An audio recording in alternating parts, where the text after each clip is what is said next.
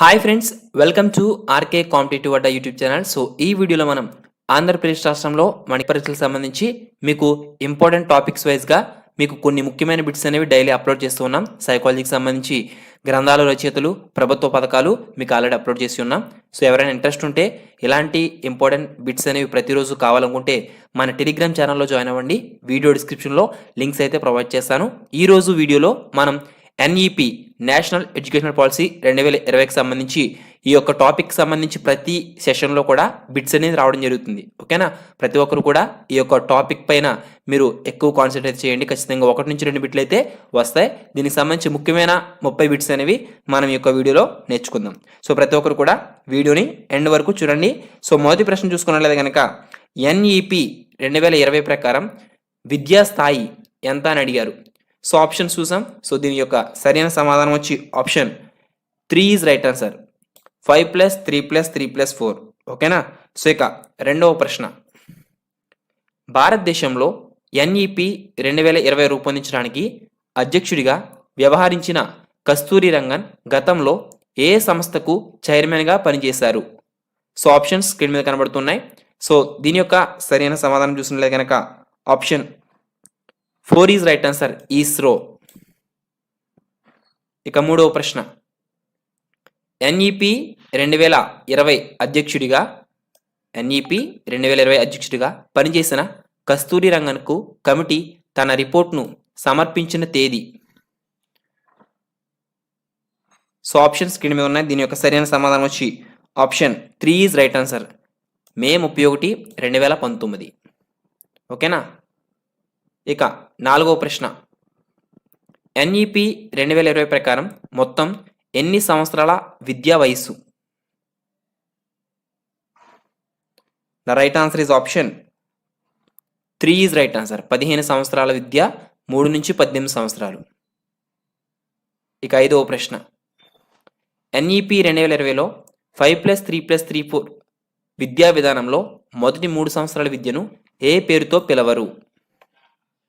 So దాని యొక్క సరైన సమాధానం వచ్చి ఆప్షన్ 4 ఈజ్ రైట్ ఆన్సర్, పునాది దశ. ఇక ఆరవ ప్రశ్న,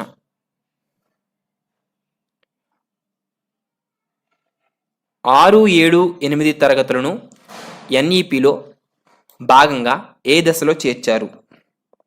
మధ్య దశ. Option 3 is right answer. ఇక ఏడవ ప్రశ్న, ఎన్ఈపి 2020 ప్రకారం మధ్య దశ చదివే పిల్లల వయస్సు?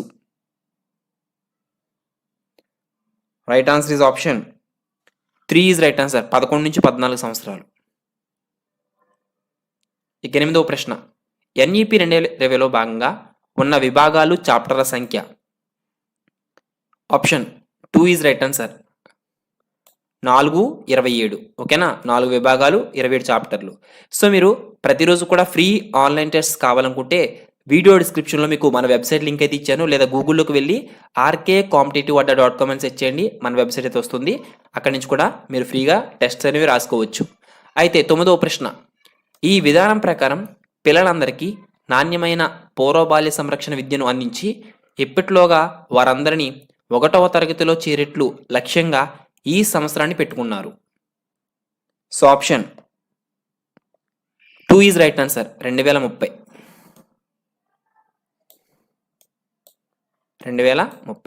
ఇక 10వ ప్రశ్న, ఈసీసీఈని విస్తరించండి.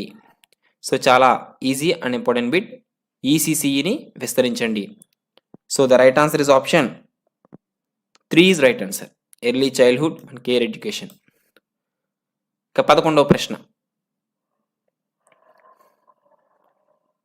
ఈ విధానం ప్రకారం ఆర్థికంగా, సామాజికంగా వెనుకబడిన ప్రాంతాలలో ఉన్న పాఠశాలలో ఉపాధ్యాయ విద్యార్థి నిష్పత్తి?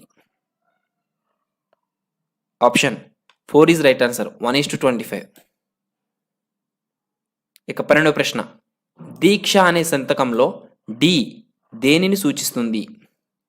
దీక్ష అనే సంతకంలో డి దేనిని సూచిస్తుంది? డిజిటల్. Option 3 is right. ఇక 13వ ప్రశ్న, ఫిట్ ఇండియా కార్యక్రమం దేనికి ఉద్దేశించింది? శారీరక దృఢత్వం. Option 3 is right answer. ఇక 14వ ప్రశ్న, ఎన్ఈపి 2020కి సంబంధించి హయ్యర్ సెకండరీగా ఏ తరగతులను పిలుస్తారు? 11, 12. Option 3 is right answer. ఇక 15వ ప్రశ్న. ఎన్ఈపి 2020లో గల 4 విభాగాల్లో మొదటి భాగం దేనిని సూచిస్తుంది? సో లైవ్లో ఉన్న ప్రతి ఒక్కరు కూడా వీడియోని లైక్ చేయండి. So the right answer is option 4 is right answer. పాఠశాల విద్య. ఇక 16వ ప్రశ్న. National mission on fundamental literacy numeracy కార్యక్రమం యొక్క ముఖ్య ఉద్దేశం ఏమిటి? The right answer is option 3 is right answer. అక్షర జ్ఞానం, సంఖ్య జ్ఞానం. 17వ ప్రశ్న. జాతీయ పుస్తక అభివృద్ధి విధానం యొక్క ముఖ్య ఉద్దేశం? Option 4 is right answer. విద్యార్థులకు చదివే అలవాటును పెంపొందించేందుకు పెద్ద మొత్తంలో లైబ్రరీలను ఏర్పాటు చేయాలి. 18వ ప్రశ్న. ఈ విధానంలో భాగంగా పాఠశాలలోని విద్యార్థులకు ఎంత శాతం రోగనిరోధక టీకాలు అందించాలని లక్ష్యంగా పెట్టుకున్నారు? 100%. Option 4 is right answer. 19వ ప్రశ్న. ప్రీ స్కూల్ మొదలుకొని మాధ్యమిక స్థాయి వరకు స్థూల నమోదు నిష్పత్తి 2030లోగా ఎంత లక్ష్యాలను పెట్టుకుని సాధించాలని ఈ విధానం తెలియపరుస్తుంది?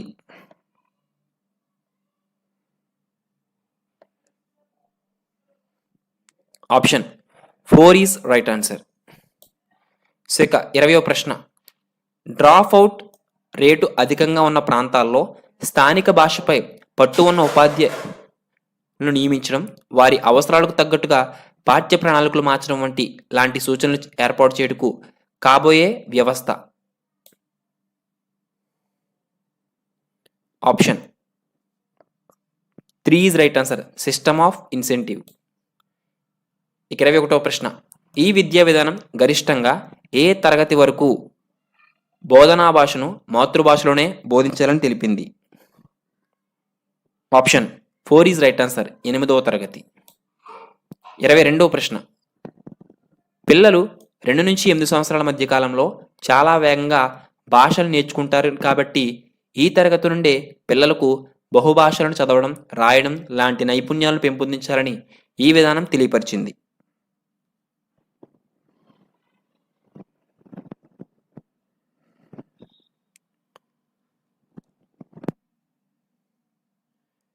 ఇరవై మూడవ ప్రశ్న. పిల్లల్లో భారతదేశ భాషలు, వాటి సాహిత్యం, వ్యాకరణం, రచనలు తెలియచెప్పుటకు ఏర్పాటు చేసిన వినోదాత్మక కార్యక్రమం? Option 2 is right answer. The languages of India.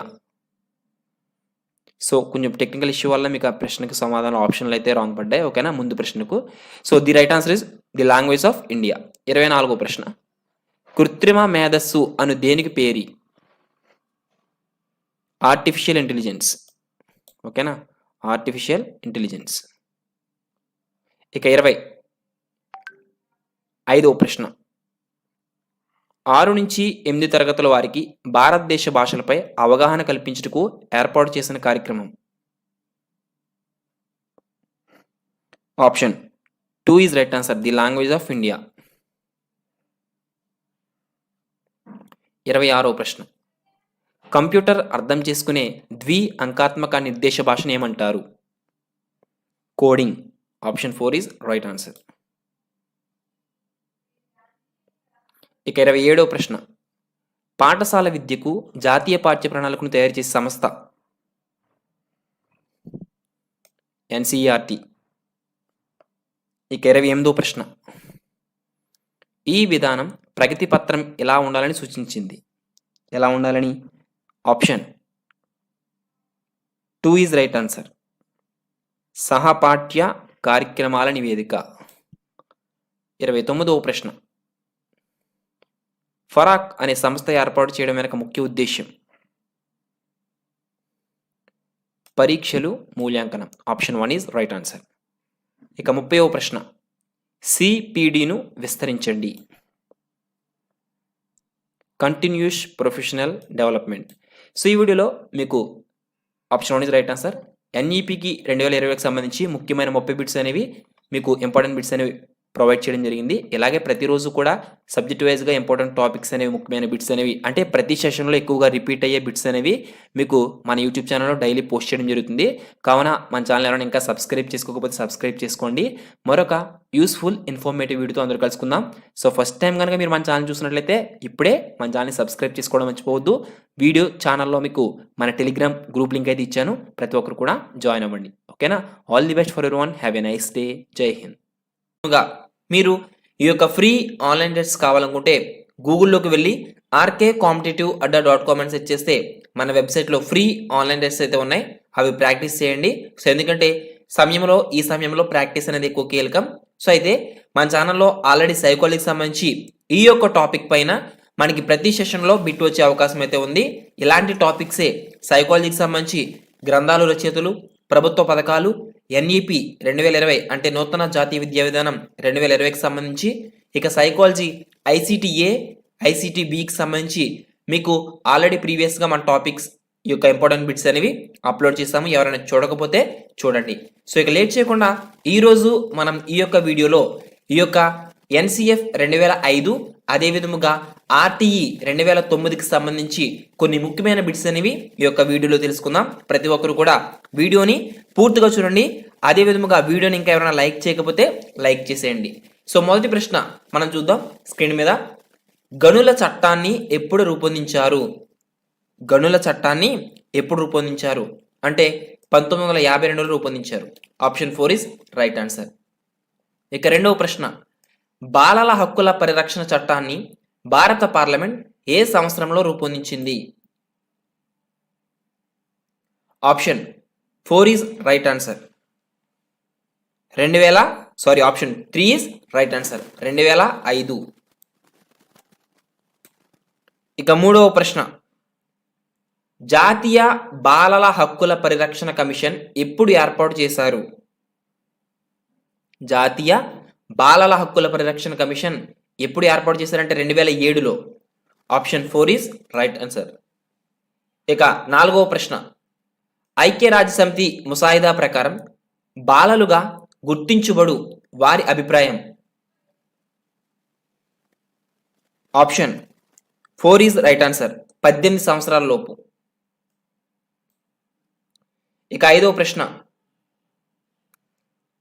14 సంవత్సరాల లోపు బాలలను ఫ్యాక్టరీలలో, గనులలో, ఇతర ప్రమాదకరమైన పనులలో ఉంచరాదని తెలిపిన భారత రాజ్యాంగ article? The right answer is option 2 is right answer. Article 24. ఇక అదే విధముగా ఆరవ ప్రశ్న, బాలలకు పౌష్టికాహారం, మెరుగైన జీవనాన్ని కల్పించాలని కేంద్ర రాష్ట్ర ప్రభుత్వాలను ఆదేశించిన ఆర్టికల్ ఏది?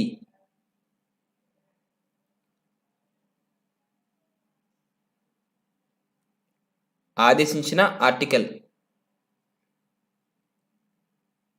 The right answer is option 3 is right answer. ప్రకరణం 47. ఓకేనా? సో లైవ్లో ఉన్న ప్రతి ఒక్కరు కూడా వీడియోని లైక్ చేయండి. అదే విధముగా మన ఛానల్ని ఎవరైనా ఇంకా సబ్స్క్రైబ్ చేసుకోకపోతే సబ్స్క్రైబ్ చేసుకోండి.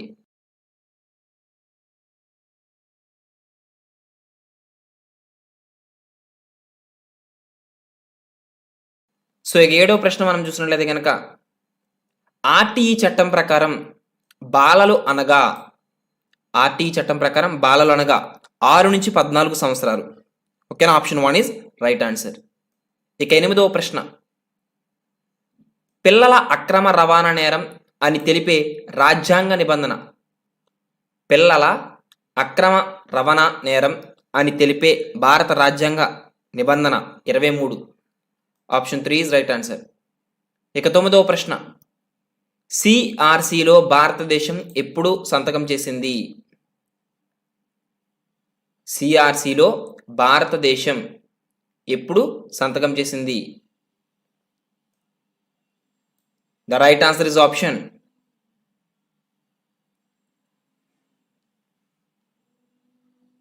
4 4 ఈజ్ రైట్ ఆన్సర్, 1992. ఇక 10వ ప్రశ్న, మోటారు రవాణా కార్మిక చట్టం ఎప్పుడు ఏర్పాటైంది? 1961లో. Option 1 is right answer. ఇక 11వ ప్రశ్న, ఎన్సిఎఫ్ 2005 ప్రకారం ఆప్షన్ 3 ఈజ్ రైట్ ఆన్సర్, గిరిజన భాషలను కూడా మాతృభాషగా గుర్తించాలి. ఇక 12వ ప్రశ్న, పాఠశాల కనీస సౌకర్యాలను గురించి తెలిపిన ఎన్సిఎఫ్లోని అధ్యాయం 4వ అధ్యాయం. So option 4 is right answer. ఇక 13వ ప్రశ్న, జాతీయ ప్రణాళిక చట్టం రూపొందించింది. జాతీయ ప్రణాళిక చట్టం. Option 1 is right answer, NCERT, national council for education research and training. ఓకేనా. ఇక 14వ ప్రశ్న, నిర్మాణాత్మక వాదుల ప్రకారం అభ్యసనం ఒక జ్ఞాన నిర్మాణ ప్రక్రియ. Option 2 is right answer. ఇక 15వ ప్రశ్న, జాతీయ ప్రణాళిక చట్టం విద్యా ప్రణాళిక నినాదం. Option 4 is right answer, learning without burden. ఇక 16వ ప్రశ్న, ఎన్సిఎఫ్ 2005లో పౌర శాస్త్రాన్ని ఏ రకంగా రూపొందించాలని తెలుపబడింది? రాజనీతి శాస్త్రం. Option 3 is right answer. ఇక 17వ ప్రశ్న, ప్రపంచ విద్యా పర్యవేక్షణ నివేదిక ప్రచురించేవారు. ప్రపంచ విద్యా పర్యవేక్షణ నివేదిక ప్రచురించేవారు UNESCO. Option 3 is right answer. ఇక 18వ ప్రశ్న, ఎన్సిఎఫ్ 2005 సూచనల ప్రకారం పాఠశాల ఆచరణలో మార్పు తేవడానికి ఉత్ప్రేరకంగా అంటే కెటలిస్టింగ్గా పనిచేయాలి. The right answer is option 2 is right answer, వృత్యంతర విద్య ఉత్ప్రేరకంగా పనిచేయాలి. Option 2 is right answer. 19వ ప్రశ్న, ఎన్సిఎఫ్ 2005లో కామన్ పాఠశాల వ్యవస్థ ఏర్పాటు దేనిని పెంపొందిస్తుంది? దేశంలో అన్ని ప్రాంతాల వారికి ఏకరూప విద్య. Option 1 is right answer. ఇక 20వ ప్రశ్న, ఎన్సిఎఫ్ 2005 దృక్పథం కానిది. The right answer is option 2 is right answer. 3, ప్రయోగ నిర్వహణలకు తగ్గించడం. ఇది ఎన్సిఎఫ్ 2005 దృక్పథం కాదు. ఇక 21వ ప్రశ్న, ఈ క్రింది అంశాలలో ఎన్సిఎఫ్ అధ్యాయాల విషయంలో తప్పుగా జతపరిచినది. ఆప్షన్ 1 ఈజ్ రైట్ ఆన్సర్, అధ్యాయం 3 దృక్పథం. ఇది తప్పుగా జతపరిచారు ఇక్కడ. సో అధ్యాయం 3 ఇది కాదు. So option 1 is right answer. ఇక 22వ ప్రశ్న, ఎన్సిఎఫ్లోని ఏ అధ్యాయం ఉపాధ్యాయ విద్యను గురించి చర్చించింది? ఏ అధ్యాయం? ఆప్షన్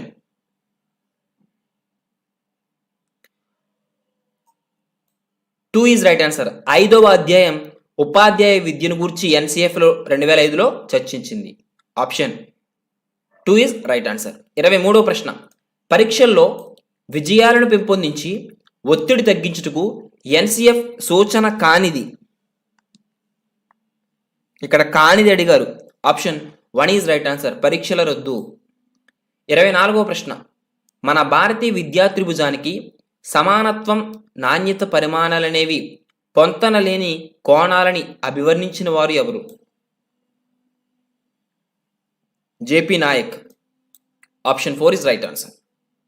25వ ప్రశ్న, జ్ఞాన నిర్మాణం కోసం పాఠశాలలో వేటికి అవకాశం కల్పించాలి? ప్రశ్నలకు, చర్చలకు. Option 1 is right. 26వ ప్రశ్న, అభ్యసనంపై మనకున్న అభిప్రాయాలను మార్చుకోవాలని తెలిపిన ఎన్సిఎఫ్ అధ్యాయం 2వ అధ్యాయం. So option 2 is right answer. 27వ ప్రశ్న, భాషా నైపుణ్యాల గురించి, విద్యా లక్ష్యాల గురించి పేర్కొన్న ఎన్సిఎఫ్ అధ్యాయం. ఆప్షన్ 3 ఈజ్ రైట్ ఆన్సర్, 3వ అధ్యాయం. 28వ ప్రశ్న, ప్రీ ప్రైమరీకి అర్హులు ఎవరు? ప్రీ ప్రైమరీకి అర్హులు.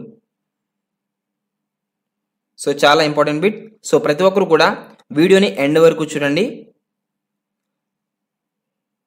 Option 2 is right answer. 3 నుంచి 6 సంవత్సరాలు. 29వ ప్రశ్న. వృత్తి విద్య ప్రధాన అంశం. వృత్తి పట్ల అవగాహన. Option 3 is right answer. 30వ ప్రశ్న. గడియారానికి స్ప్రింగ్, యంత్రానికి చక్రం, ఓడకు ఇంజిన్ ఎంత అవసరమో పాఠశాలకు ప్రధాన ఉపాధ్యాయుడు అంతే అవసరమని చెప్పింది ఎవరు? PC Wren. Option 2 is right. 31వ ప్రశ్న. విద్యా ప్రక్రియకు ప్రధాన ఉపాధ్యాయుడు ఇరుసు లాంటి వాడని, ఇతడి లక్షణాలు పాఠశాలను ప్రతిబింబిస్తుందని చెప్పిన వ్యక్తి ఎవరు? Jaswant Singh. Option 1 is right answer. 32వ ప్రశ్న. ఎన్సిఎఫ్ 2005 నివేదిక బొంబాయికి చెందిన ఉపాధ్యాయురాలు నీతా మొహలా గారు ఇచ్చిన ఈ వాక్యంతో ముగుస్తుంది. ఏ వాక్యం అది? Education makes educated fools. Option 2 is right answer. 33వ ప్రశ్న. ఎన్సిఎఫ్ 2005లో ఉన్న 5 అధ్యాయాలకు సంబంధించి సరికానిది ఏది? Option 4 is right answer. ఇక్కడ సంబంధించి సరికానిది ఏంటంటే 3వ అధ్యాయం సంస్థాగత సంస్కరణలు అనేది సంబంధించి సరికానిది. So option 4 is right answer. ఇక 34వ ప్రశ్న. రాష్ట్ర విద్యా ప్రణాళిక చట్టం 2011 మౌలిక సూత్రం కానిది? Option 4 is right answer. అవసరమైన చోట బట్టి పద్ధతులను ప్రోత్సహించడం, ఇది సరికానిది. ఓకేనా. ఇక 35వ ప్రశ్న. క్రింది వాటిలో ఎస్సిఎఫ్ 2011 ఉపాధ్యాయులను ఎలా ఉండాలని సూచించింది? 1, 2, 3 ఇచ్చారు. సో ఇందులో ఏది సరైనదో తెలియచేయాలి. Reflective practitioner, collaborative learner, elaborative లెర్నర్గా. సో రైట్ ఆన్సర్ వచ్చి ఆప్షన్ 1 ఈజ్ రైట్ ఆన్సర్. 1, 2 సరైనవి. అంటే రిఫ్లెక్టివ్ ప్రాక్టీషనర్, కొలాబరేటివ్ లెర్నర్గా. Option 1 is right answer. 36వ ప్రశ్న. ఎన్సిఎఫ్ 2005 ప్రకారం పాఠశాలలో ప్రధాన అభ్యసన వనరు? గ్రంథాలయం. Option 4 is right answer. ఇక 37వ ప్రశ్న. బోర్డు పరీక్షలు ఎన్సిఎఫ్ ప్రకారం ఎట్టి పరిస్థితుల్లో వీరికి నిర్వహించకూడదు. ఎవరికి? Option 2 is right answer. 5, 8, 11. ఇక 38వ ప్రశ్న. ఎన్సిఎఫ్ 2005 సమర్థించిన అభ్యసన సిద్ధాంతం? నిర్మాణాత్మక వాదం. Option 4 is right answer. 39వ ప్రశ్న. విద్యార్థికి సామాజిక అభ్యాసంలో ప్రథమ గురువు? సమవయస్కులు. Option 3 is right answer. 40వ ప్రశ్న. సాంఘీకరణకు ముఖ్య పాత్ర వహించేది? కుటుంబం. Option 1 is right answer. 41వ ప్రశ్న. బోధించడం అనేది ఒక మార్గమే కానీ అంతిమ లక్ష్యం కాదు అన్నది ఎవరు? Pestalozzi. Option 1 is right answer. 42వ ప్రశ్న. పాఠ్యాంశ బోధనలో మొదటి నుండి చివరి వరకు కొనసాగే ప్రక్రియ? మూల్యాంకనం. Option 3 is right answer. ఇక మూల్యాంకన ప్రక్రియను ఏది విశ్లేషిస్తుంది? తత్వశాస్త్రం. Option 4 is right answer. 44వ ప్రశ్న. బోధన అంతిమ లక్ష్యం సత్యశీల అభివృద్ధి అన్నవారు? The right answer is option 4 is right answer. Gandhi. ఇక భారతీయ వారసత్వ సంపదలు ఏంటి ఇందులో ఇచ్చినవన్నీ? పైవన్నీ. ఓకేనా. సత్యం, ప్రేమ, దయ ఇవన్నీ కూడా భారతీయ వారసత్వ సంపదలే. ఇక భారతీయ వారసత్వ విలువలు? 46వ ప్రశ్న. ఆధ్యాత్మికత. Option 1 is right answer. 47వ ప్రశ్న. స్కోల్ అనేది ఏ భాషకు చెందినది? స్కోల్ గ్రీకు. ఓకేనా. SKHOLE. స్కోల్ అనేది గ్రీకు భాషకు చెందినది. 48వ ప్రశ్న, వ్యక్తికి మొదటి పాఠశాల కుటుంబం. Option 1 is right answer. ఇక 49వ ప్రశ్న, ఆర్టీఏఏ అనగా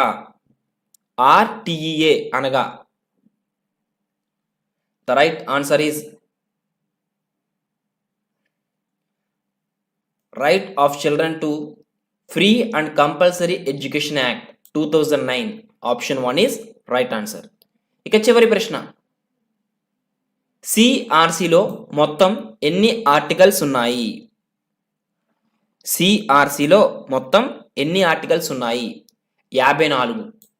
సో ఈ విధంగా మనకి ఆర్టీకి సంబంధించి ఎన్సీఎఫ్కి సంబంధించి కొన్ని ముఖ్యమైన బిట్స్ అనేవి ఒక వీడియోలో అప్లోడ్ చేసి ఉన్నాము.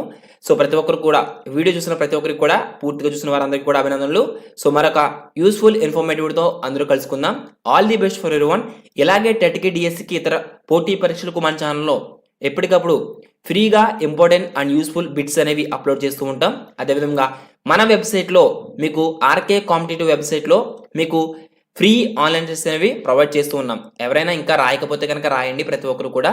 సో అందరికీ కూడా ప్రాక్టీస్ అనేది చాలా ఇంపార్టెంట్. సో మరొక యూస్ఫుల్ ఇన్ఫర్మేటివ్ అందరూ కలుసుకుందాం. Thanks for watching. Have a nice day. జై హింద్.